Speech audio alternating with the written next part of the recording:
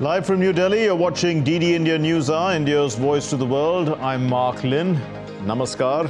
Coming up in the next hour. US and China agree to resume high-level military communication and work to curb fentanyl production. Biden and Xi also say they are making real progress in California on the sidelines of the APEC summit. Israel says weapons in operational command center belonging to Hamas found in Gaza's Al-Shifa hospital raid. The US president says Israeli operational will stop when Hamas no longer has the ability to do horrific things to Israelis. 10th ASEAN Defense Ministers Plus meeting is on in Jakarta. India's Defense Minister Rajnath Singh is also attending.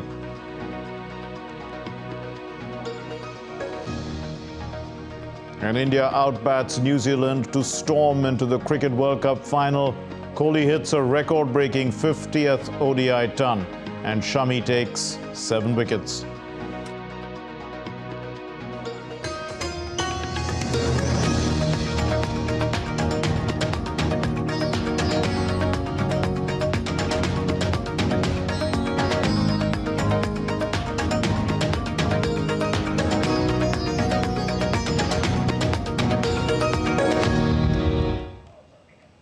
The US President Joe Biden and the Chinese leader Xi Jinping, they agreed during a summit to restart high-level military-to-military talks. The much-anticipated meeting began with Biden greeting Xi as he reached the scenic Filoli County Estate. It's a country estate near San Francisco before they shared a quick handshake on the front steps.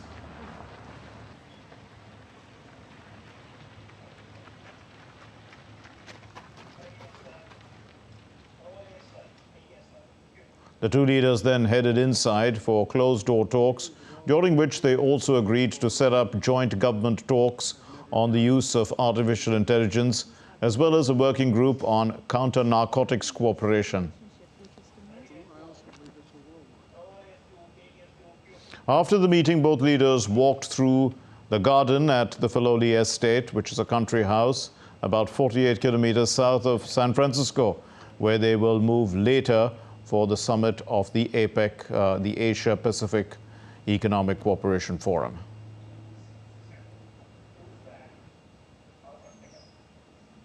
And addressing a press conference after his meeting with Xi Jinping, the US President Joe Biden said that the two leaders talked about the Israel-Hamas conflict, and he said that Hamas committed war crimes by having terrorist headquarters in the hospital.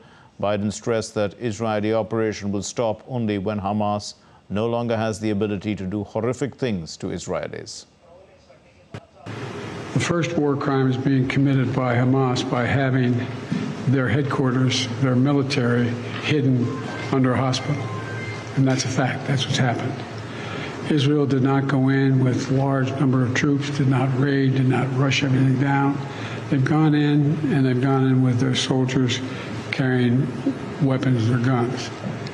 I think it's going to stop when Hamas no longer maintains the capacity to murder and abuse and just do horrific things to the Israelis. Earlier at the meeting, Xi Jinping called the US-China relationship the most important bilateral relationship in the world. And he said that he and Biden shoulder heavy responsibilities for the two peoples, for the world, and for history. The China-US relationship, which is the most important bilateral relationship in the world, should be perceived and envisioned in the broad context of the accelerating global transformations unseen in a century. It should develop in a way that benefits our two peoples and fulfills our responsibility for human progress. China-US relationship has never been smooth sailing over the past 50 years or more, and it always faces problems of one kind or another. Yet it has kept moving forward amid twists and turns. For two large countries like China and the United States, turning their back on each other is not an option. The 2023 APEC ministerial meeting is underway in San Francisco with a focus on creating a resilient and sustainable future. the U.S. President Biden and the Chinese President Xi Jinping. They are addressing the summit today. Interconnectivity, innovation, strengthening inclusiveness. These are the three priorities outlined by the U.S. Secretary of State Antony Blinken for this meeting. The APEC's strength, it lies in its ability to get countries to work together on big initiatives and to ease business relations without any binding agreements.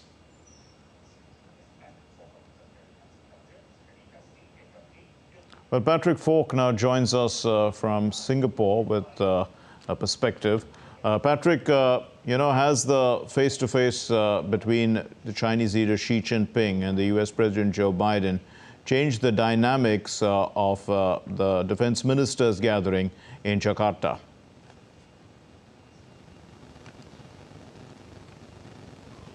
Well, Mark, one of the things we talked about yesterday was who might or might not be representing the Chinese at the meeting in Jakarta. We can confirm now that it is Jing Jianfeng, who is the Deputy Chief of Staff for China's Central Military Commission, and there's nothing on the schedule for the time being related to talks with US Defense Chief Lloyd Austin, but perhaps that could all change given that China has now confirmed its willingness to re-engage in military-to-military communications. That would be a very significant step indeed, marking the restart of military-level communications. So it'll be interesting to see whether or not that happens. We do also have more details about what's on the agenda for Indian Defense Minister Rajnath Singh. We're told that there could be a meeting with Vietnam, that the two countries want to deepen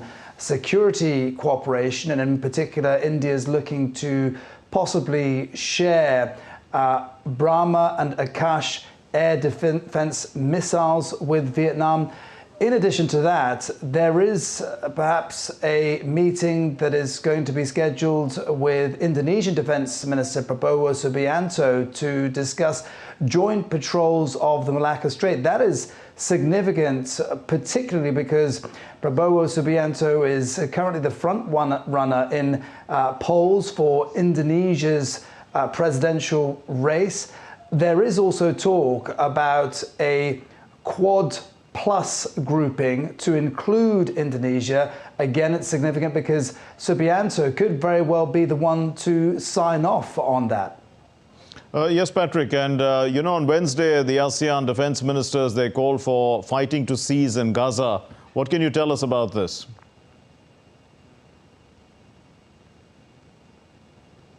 Yeah, of course, there are a lot of issues that the ASEAN grouping needs to discuss related to matters happening here within the region, not least the situation in Myanmar, as well as tensions in the South China Sea. But special attention was given to the conflict in the Middle East, and besides calling for the ceasing of fighting in Gaza, ASEAN leaders also called for the setting up of a humanitarian corridor to Gaza.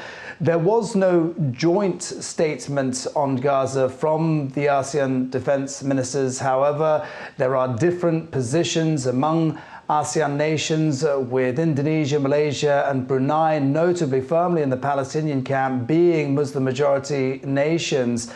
They do not notably have any official diplomatic ties with Israel either. We leave it there. Thank you very much, Patrick Falk, for joining us with the latest.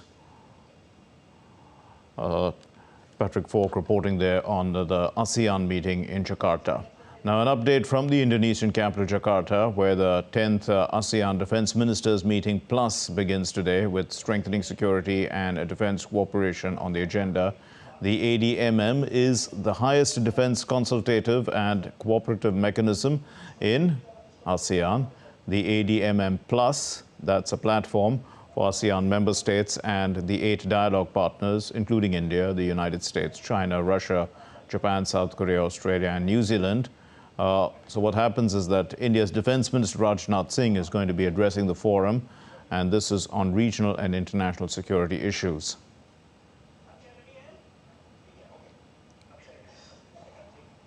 And Akshay Dongre now joins us with more on what we can expect from Rajnath Singh's address.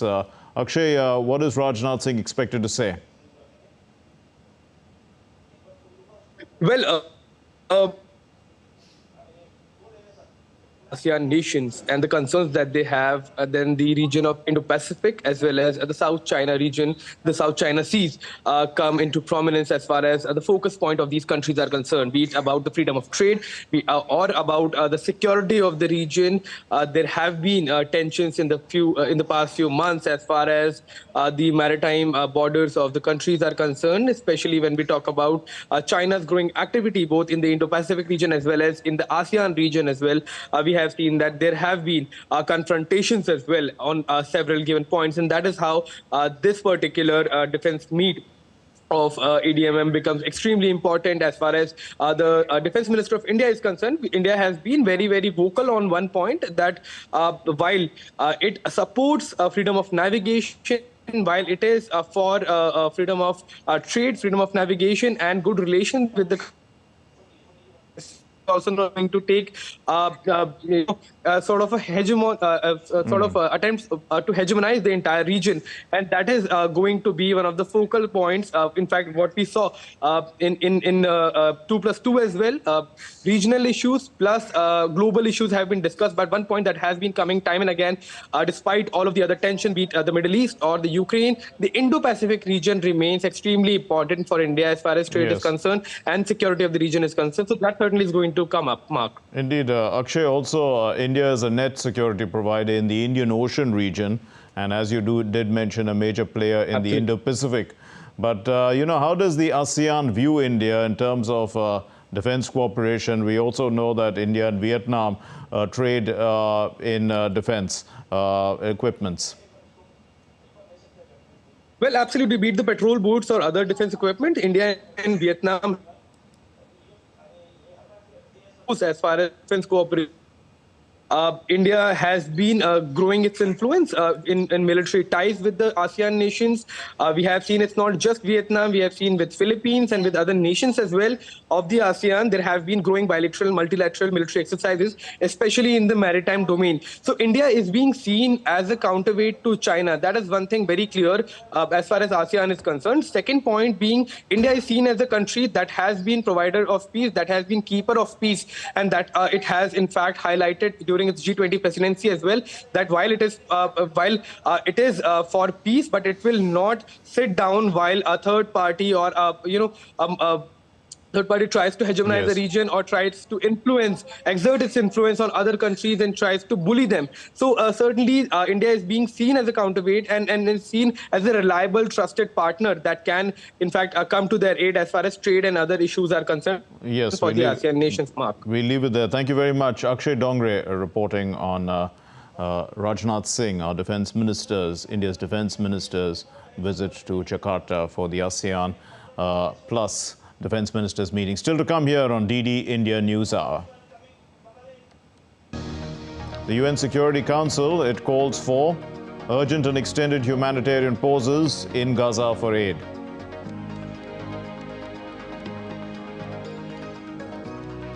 And the first fuel since the start of the conflict is delivered to the UN aid agencies in Gaza.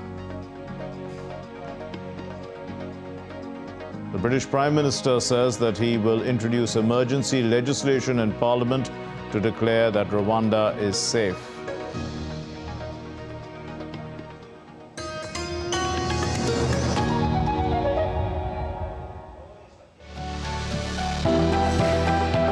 Turning crisis into opportunity, transforming ideas into action, stories of real change, tales of sustainable solution.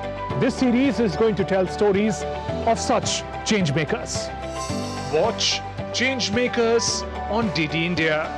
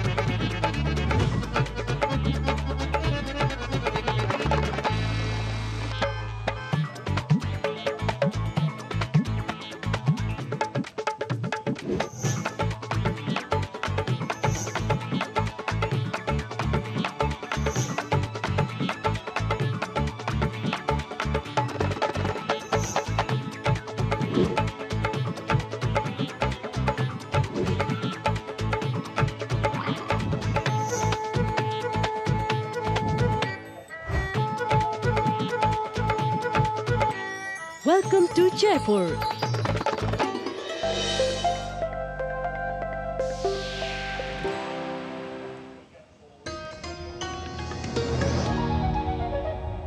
You're watching DD India News Hour. I'm Mark Lynn. An update now on the Israel-Gaza conflict and the Israeli Defense Forces. They've said they found a command center, weapons and combat gear belonging to Hamas terrorists in Gaza's biggest hospital. They did so on Wednesday. The military simultaneously released a video, and that showed some of the materials that were recovered from an undisclosed building in the hospital compound. The IDF spokesperson Jonathan Kornikus in the video says that the troops had found there, he said what the troops found there showed that Hamas systematically uses hospitals in their military operations.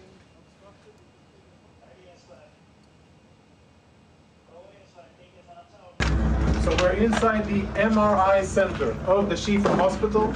Israeli troops reached here a few hours ago, and we have cleared the area, make sure that it's safe. And a few of the most interesting things that we have found totally confirm, without any doubt, that Hamas systematically uses hospitals in their military operations in violation of international law. And what we have found, I think, is only the tip of the iceberg. I'll show you what our troops exposed just minutes ago. In military terms, this is a grab bag, grab and go of a Hamas combatant. And if you zoom in, and we get some light over here, what you will be able to see is military equipment. There is an AK-47, there are cartridges, ammo, there are grenades in here, of course uniform, and all of this was hidden very conveniently, secretly behind the MRI machine. On the other side, we found a backpack with what appears to be very important intelligence, including a laptop, and we'll show you that momentarily. And the chief Israeli military spokesperson, Rear Admiral Daniel Hagari, at a press conference also confirmed that Israeli troops had found weapons, combat gear and technological equipment in the Al-Shifa hospital.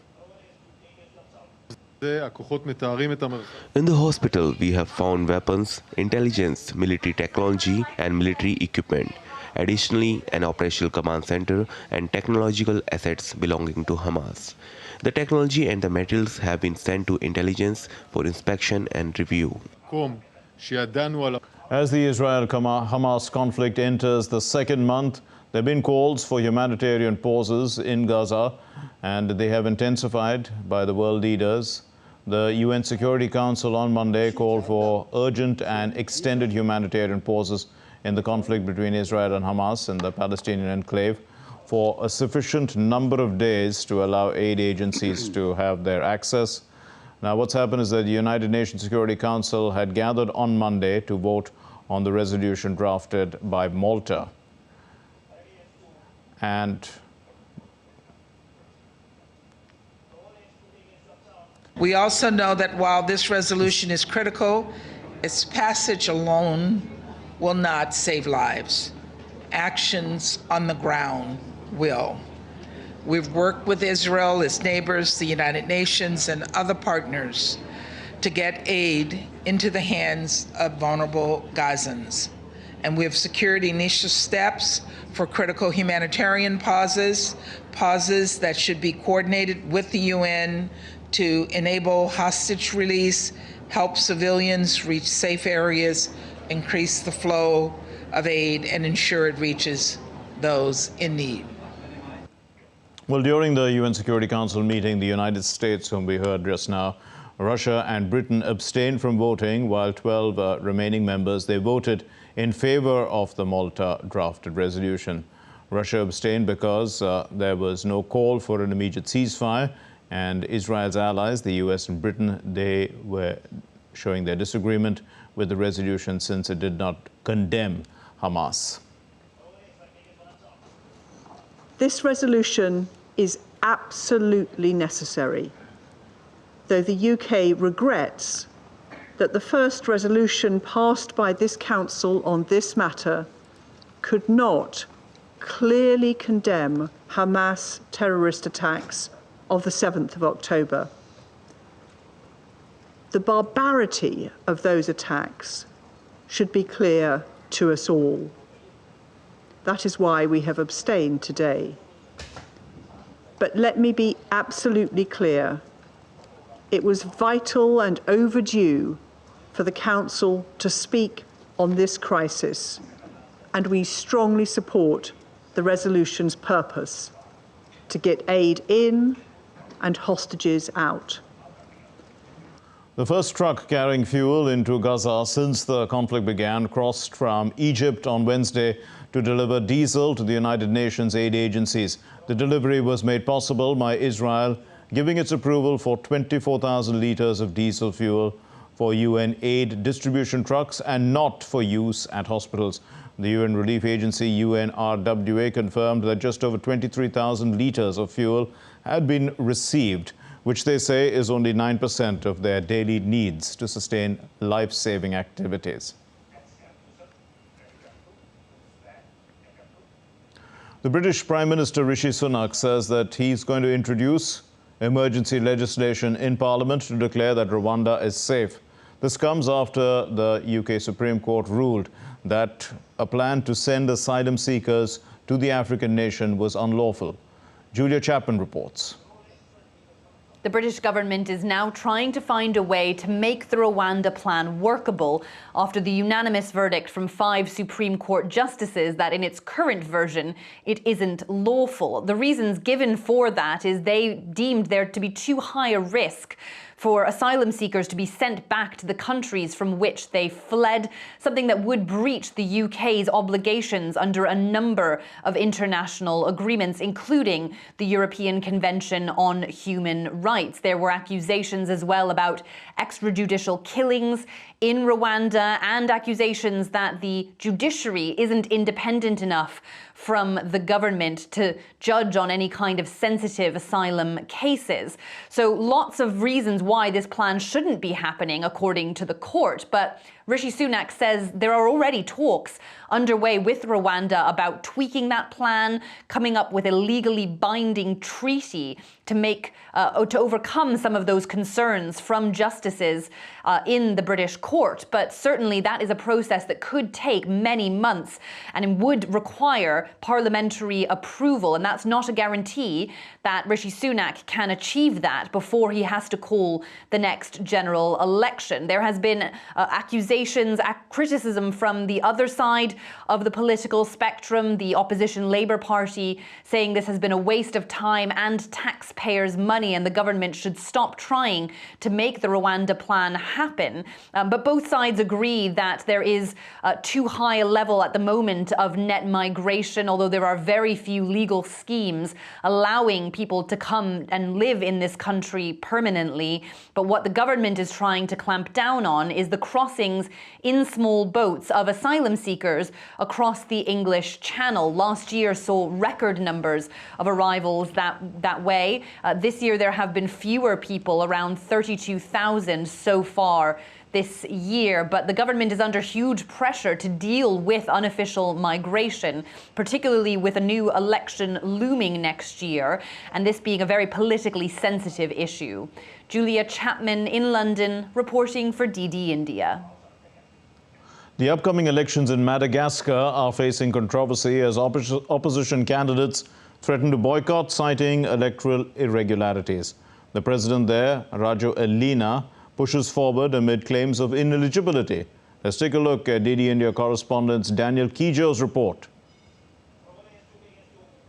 Madagascar's President Andry Rajoelina is pushing ahead with elections that could see him win a second term, but it comes as opposition party members say they will boycott the elections. Rajoelina was initially slated to face 12 opposition party members, but 10 candidates, dubbed the Collective of 10, say they would not take part in the polls, claiming flaws in the electoral process. The opposition candidates have also told people to stay away from polling booths. 11 million people in Madagascar are registered to vote. The opposition has since September organized daily peaceful protests, often leading to running battles with state authorities that have resulted in serious injuries and arrests. The opposition claims that President Rajoelina is not eligible to run for presidency because he was granted French nationality in 2014, which they say legally revokes his Malagasy citizenship. Meanwhile, Rajoelina insists that he was never informed of any loss of his Malagasy nationality. The High Constitutional Court last month ordered the postponement of the elections by a week to November. Daniel Kijo reporting for DD India. And let's take a look now at other stories making news around the world. Mountain lion cubs found in California undergoing examination by veterinary staff at the Oakland Zoo.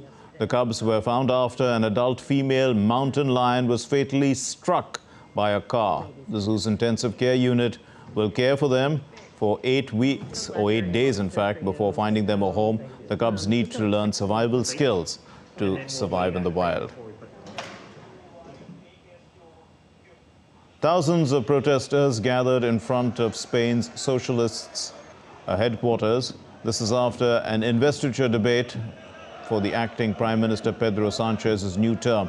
Sanchez's amnesty deal with Catalan separatists has sparked protests, with 80,000 people in Madrid and tens of thousands in Granada and Seville. Researchers from ETH Zurich, they have 3D printed a robotic hand with synthetic bones, ligaments and tendons using Inkbit's laser scanning technology. The team used slow-curing plastics for strength and added a laser scanner to check for bumps or uneven parts, resulting in delicate structures.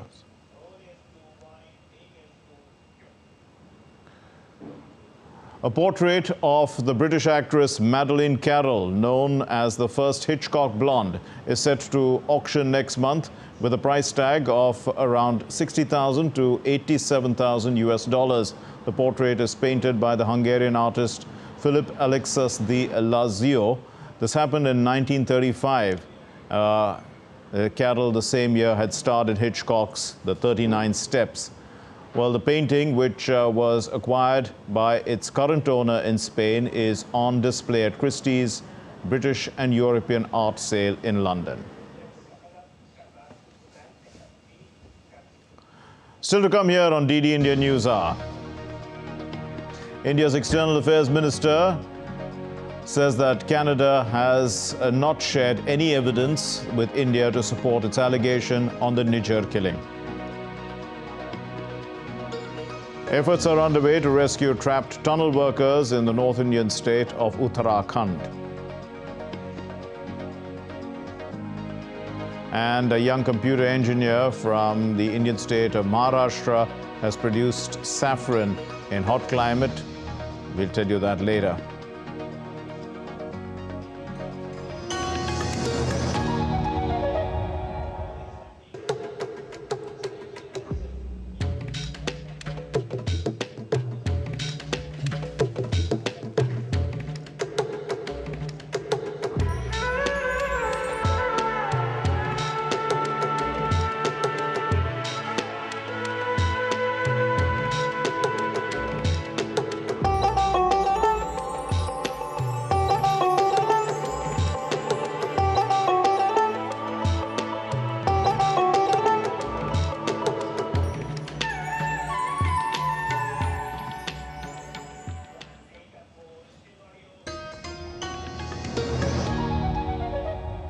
You're watching DD India News Hour. I'm Mark Lynn. Here's a recap of our main stories.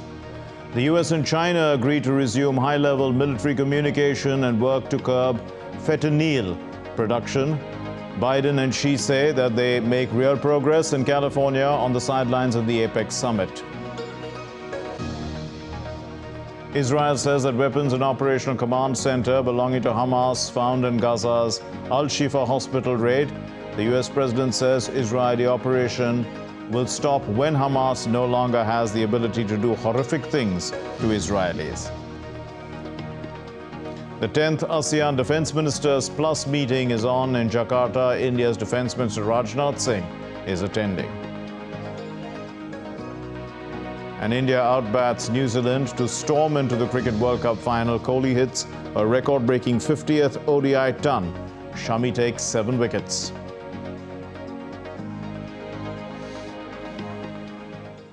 Well, the Bangladesh Election Commission has announced the dates for the 12th parliamentary election on Wednesday evening. The Election Commission said that the election is scheduled to take place on January 7 next year. In a televised address, the CEC further said that the deadline for submission of the nomination papers is November 30th. He also urged all political parties to join the election and assured that all necessary measures will be taken for a free and fair election.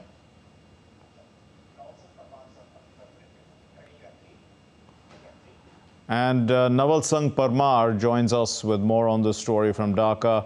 Mr. Parmar, let's put into context now. The people were on the streets protesting, the opposition parties, hoping that there would be an interim government which would be neutral, but that hasn't happened. But the Election Commission seems to say that everything is going to be free and fair. How are the opposition parties taking this? Yes, yesterday Election Commission announced the schedule for the polls, and we got reaction from the Jatiya Party chief patron Ehsan Irsad. She is also the leader of the opposition in Bangladesh National Parliament, and she said in her reaction that they are happy that Election Commission has considered all the necessary requirement of the according to political situation in Bangladesh, and they are happy with the schedule announced by the Election Commission. While the Left Democratic Alliance of Bangladesh, they are against the what so-called one-sided announcement of the poll schedule by the Election Commission, and they announced a hartal, half-day hartal today from morning to afternoon. And the opposition party, BNP, Bangladesh Nationalist Party, they are not happy with the one-sided announcement, so-called one-sided announcement by the Election Commission of Bangladesh. And they are, in fact, they were on the street, and they may remain on the street to protest against the stand of Election Commission. Mr. Parmar, how does the Election Commission go about, updating the electoral rolls? Is that an exercise that takes place every year? If people want to know whether they are on the rolls at the time because the elections are around the corner, what do they have to do? Yes, very recently they made a press conference and announced that the electoral roll are up to the mark, and they updated the electoral roll, and currently there are around 11 crores 97 lakhs voters are there on the list of the Election Commission, and they will decide the fate of next Bangladesh government. And people can check their names in their electoral roll with the help of NID, National Identity document they are having. Based on that, they can check their list or their name in the voter list. Yes, we leave it there. Thank you very much. Naval Singh Parmar joining us from Dhaka with news on the Bangladesh elections. Now, India's External Affairs Minister, Dr. S. Jaishankar, concluded a 5-day visit to the United Kingdom on Wednesday. Last on his itinerary was an interview with the journalist Lionel Barber, during which he responded to a question on the India-Canada row. And he emphasized that Canada has not shared any evidence with India to support its allegation. Jaishankar said that India is not ruling out an investigation, but asked Canada to provide evidence. If you have a reason to make such an allegation, please share the evidence with us. We are not ruling out an investigation and looking at anything which they may have to offer. And we now tell you all about Dr. S. Jaishankar's UK visit, during which he met with government and opposition officials as well as members of the Indian diaspora. He also celebrated Diwali. DD India's Ollie Barrett reports. It has been a packed visit to the UK for the External Affairs Minister, and it came at a time of political change as UK Prime Minister Rishi Sunak carried out a cabinet reshuffle. That meant that EAM Jaishankar met with, and he remarked on this on the social media site X, the UK Foreign Secretary James Cleverly on the 12th of November at a High Commissioner's reception. The very next day, he met with the new Home Secretary James Cleverly, who had moved jobs in the reshuffle. The AAM met with the new Foreign Secretary too, the former UK Prime Minister David Cameron, now in that role. They discussed, we're told, the situation in the Middle East, the strategic partnership between India and the UK, the conflict in Ukraine, and issues related to the Indo-Pacific region. There was a meeting during the trip too with the UK Defence Secretary, Grant Shapps, and on Wednesday discussions with the UK National Security Advisor Tim Barrow, as well as the Shadow Foreign Secretary David Lammy of the opposition Labour Party. EAM Jaishankar's visit comes as the UK and India continue negotiations on a free trade agreement. The EAM marked Diwali during his visit as well, with a call on Prime Minister Rishi Sunak at Downing Street, which was also described as an opportunity to continue reframing the relationship for contemporary times. He also met with the Indian diaspora at Neasden Temple in London and at a Diwali reception here in the British capital as well. At that event, he spoke of a new momentum in UK-India relations. Ollie Barrett in London, reporting for DD India. Well, efforts are underway on day 5 in the North Indian state of Uttarakhand to rescue 40 workers who are trapped in the under-construction tunnel. Well, what's happened is that an escape tunnel has been prepared through the debris, and a second auger drilling machine has been brought in to the Uttarkashi collapse site. 2 teams of the National Disaster Response Force are also present on the ground. Workers have been trapped since Sunday. And our correspondent O.P. Yadav is joining us from Uttarkashi. Om Prakash, 4 दिन हो गए, rescue और relief का क्या status है अभी?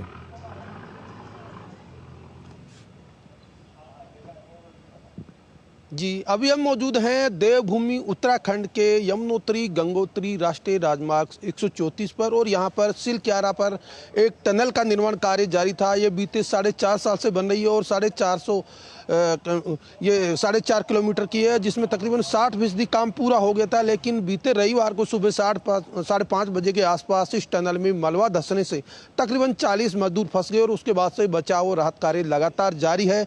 लेकिन ये टनल के अंदर कई तरह की तकनीकी खामियां और तकनीकी दिक्कतें आने की वजह से इसको अंजाम तक पहुंचाने में दिक्कत हो रही। तो इसी के चलते प्रधानमंत्री नरेंद्र मोदी और केंद्रीय गृह मंत्री ने राज्य के मुख्यमंत्री से संवाद किया और केंद्र की तरफ से राज्य को पूरा आश्वासन और मदद देने की पहल के चलते न केवल नॉर्वे और थाईलैंड से विशेषज्ञों की टीम ने इसमें एक्सपर्टाइज दी, बल्कि भारत सरकार के NDRF, SDRF और अन्य तरह की जो एजेंसियां हैं, जो आपदा मोचन बल हैं और जो सुरंगों में काम करने वाली विशेषज्ञ टीम है, यहाँ पहुंच गई। और इसी के क्रम में कल विशेष तौर से हरक्यूलिस 130 विमान के जरिए ऑगर ड्रिलिंग मशीनें यहाँ मंगवाई गई और इन जो इक्विपमेंट्स को पूरी रात भर असेंबल किया गया और असेंबल करने की वजह से इनमें तकरीबन अब इसका जो बचाव और राहत कार्य को आगे बढ़ाने का काम सुबह 11 बजे के आसपास शुरू हो जाएगा और तकरीबन इसमें 25 से 30 घंटे का समय लगने की उम्मीद है, क्योंकि जो ऑगर ड्रिलिंग मशीन है वो तकरीबन 1 घंटे में 5 से 6 मीटर तक की ड्रिल करती है। और इसमें तकनीकी रूप से कई चीज़ें सामने आ जाती है, जैसे जब मलबा ढहा उसके बीच में कई तरह की मशीनें और ऐसे यंत्र भी हैं जो लोहे के हैं, तो उनको काटने में अलग से समय लगेगा। तो उम्मीद की जाती है कि 35 घंटे के आसपास इस कार्य को अंजाम तक पहुंचाया जाएगा और इसी दौरान जो मजदूर फंसे हुए हैं उनके लिए खाने पीने और ऑक्सीजन की आपूर्ति के लिए अलग से पाइप के जरिए संवाद किया जा रहा है। वॉकी टॉकी के जरिए उनसे उनके परिजनों से बात करवाई जा रही है। प्रशासन पूरी तरह अलर्ट है। खुद मुख्यमंत्री लगातार दिन में 2-3 बार जो संबंधित अधिकारी है, तकनीकी एक्सपर्ट्स हैं, उनसे बात कर रहे हैं। हर तरह से इस टनल में फंसे मजदूरों को बाहर निकालने के लिए सकुशल प्रयास किए जा रहे हैं और उम्मीद की जाती है कि अगले 35 से 40 घंटे में जो मजदूर है वो बाहर निकल चुके होंगे। जी ओम प्रकाश, ये अमेरिकन ऑगर मशीन से रेस्क्यू में कितना फ़र्क है और ये जो थाई एक्सपर्ट्स है उनसे क्या इनपुट्स लिया गया अभी तक?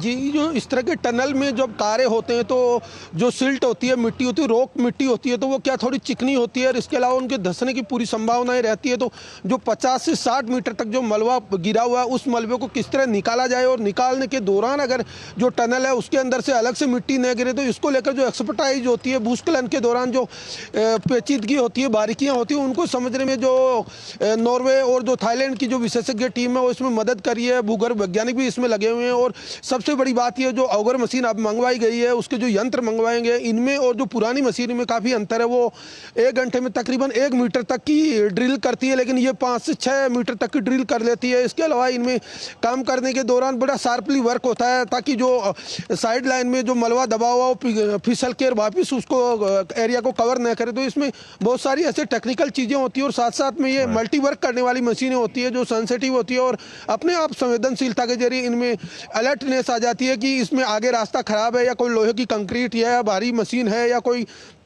ऐसा स्टोन है जो वर्क करने में प्रॉब्लम क्रिएट कर सकता है या जो सिल्ट या रॉक है जो वापस गिरने की संभावना है। तो इस तरह की चीज़ों के बारे में संवेदनशीलता के जरिए जानकारी देने से इस कार्य को अंजाम तक पहुंचाने में काफ़ी मदद मिलती है और ये मशीनें एक्सपर्टाइज टीम के जरिए काम करती हैं जो बहुत ही संवेदनशील तरीके से कम समय में अधिक आउटपुट देती है। जी, okay, we'll leave it there. Thank you very much, Om Prakash Yadav, for joining us. Well, Om Prakash was telling us that they were having some technical problems initially, and the Prime Minister and the Home Minister were both in touch with the Chief Minister of the state. He did mention that experts were on the site. They were called in also experts and help from Norway as well as from Thailand.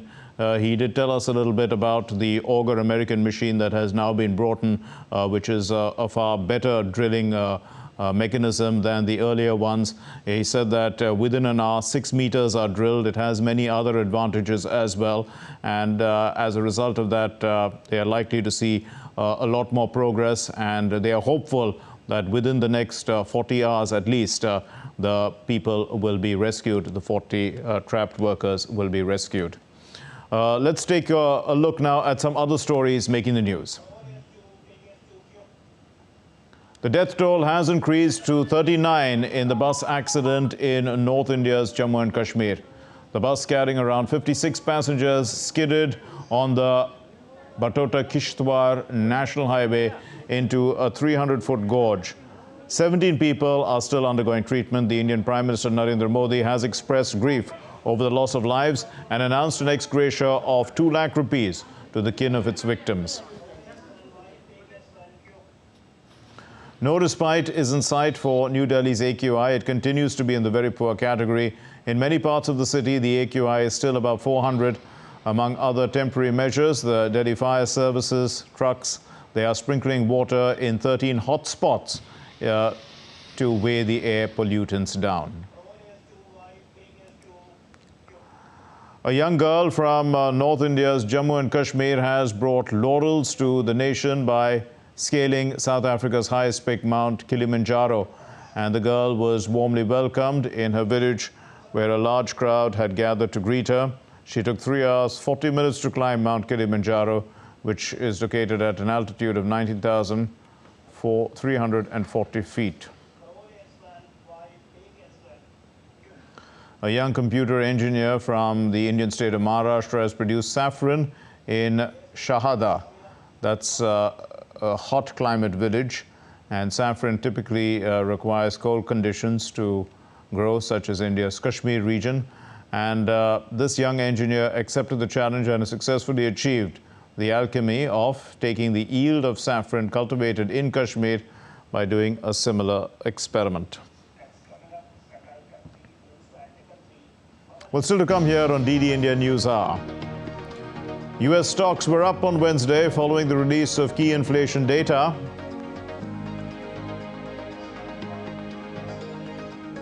And 5-time champions Australia are going to take on South Africa in the second semi-final of the Cricket World Cup in Kolkata.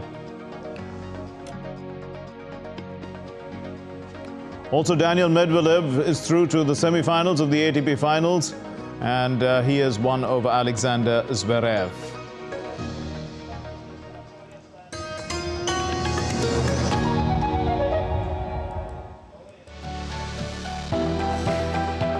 Turning crisis into opportunity. transforming ideas into action. Stories of real change.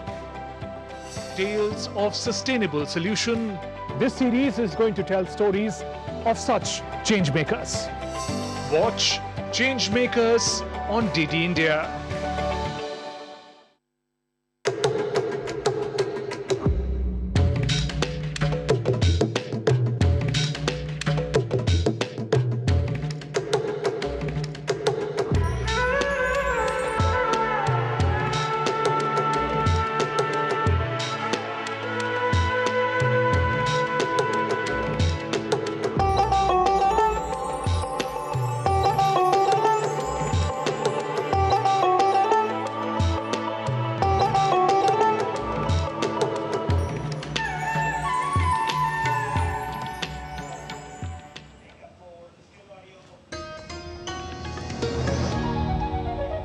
Well, you're watching DD India News Hour. My name is Mark Lin.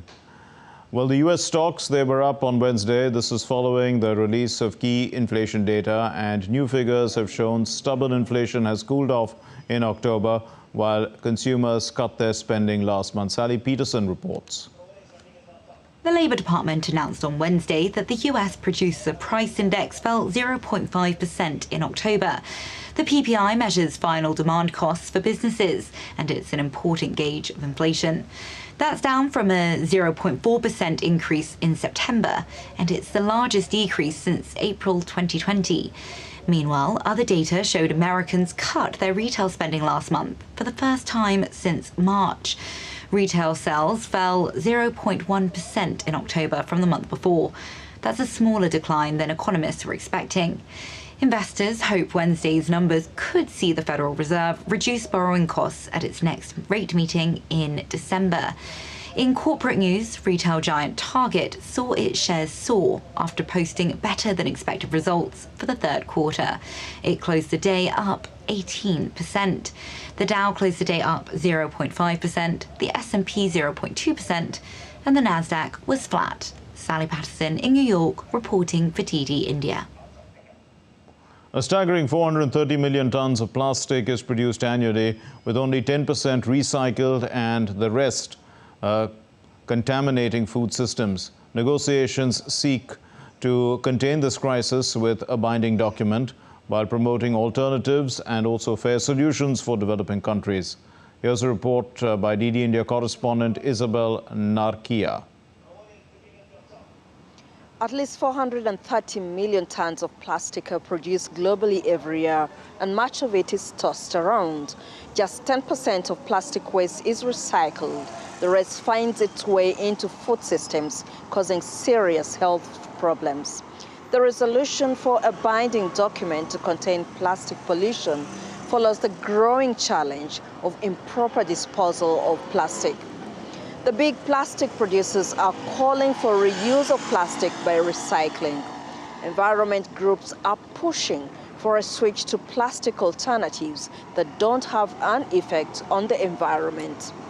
While there's commitment to a plastic-free world, negotiators are calling for consideration for developing economies that still benefit from production of plastic. Discussants emphasized mobilizing finance for developing nations to enable them put up recycling plants. Suggestions on promoting a safe and responsible way of managing plastic right from production to disposal have been made. Negotiators hope to reach a fair consensus by the end of the week to address plastic waste. Isabel Nakiria in Uganda reporting for DD India. Bharat Electronics Limited has presented a diverse range of defense technologies at the Dubai Air Show, addressing contemporary security challenges.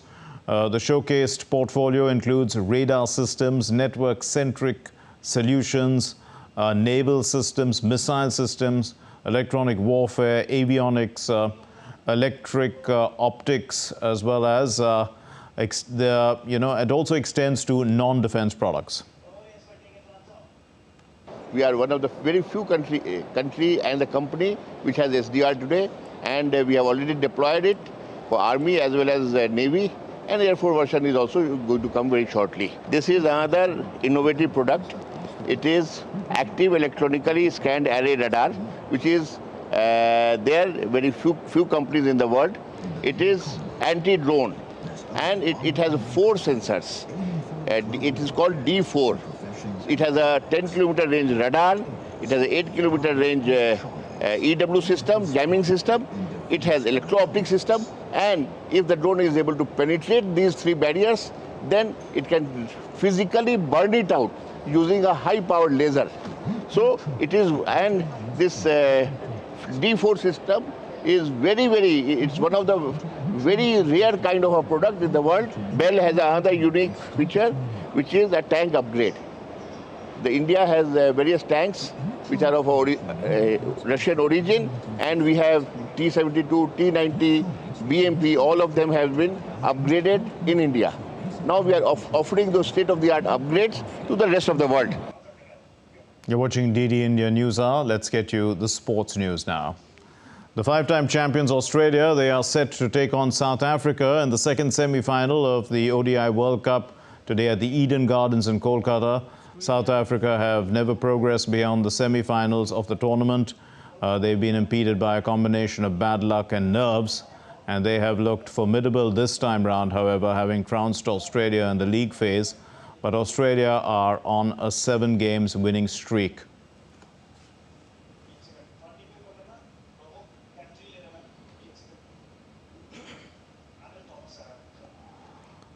And Anil Thomas is now joining us from Kolkata with an update on the story. Well, Anil, we saw a cracker of a match yesterday between India and New Zealand. One can only expect the same in this rather evenly contested match between Australia and South Africa. Good morning, Mark. Well, very much on the expected lines. Eden Gardens has been a batsman's paradise. All the matches that we've seen in this particular World Cup have been, favoring the batting side. So we can expect that it's going to be a batter's outing, if put it very simply, because both the teams are heavily dependent on their batsmen, and we could see a good contest between which team outbats the other team in this particular match.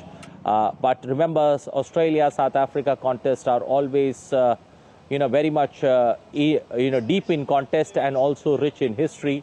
And this time too also we can expect another close game between the two number 2 and number 3 sides on the in the points table, fighting it out, taking on India for that big final on Super Sunday. Right, but if we look at, in the earlier match, Australia has lost 2 matches and one was to South Africa, and they lost quite convincingly. I mean, South Africa bowled Australia out for 170, I think, and had posted 311 on the scoreboard. What is, do you think that Australia have their batting now in place? Just to take you a bit, taking you a bit into flashback, Australia did travel to South Africa before coming for this World Cup, and South Africa thrashed Australia there in that one-day series too. And in this particular World Cup, South Africa managed to notch a 135-run win over Australia. So clearly the odds favor South Africa. But remember, South Africa comes into ifs and buts when they reach the knockout stage.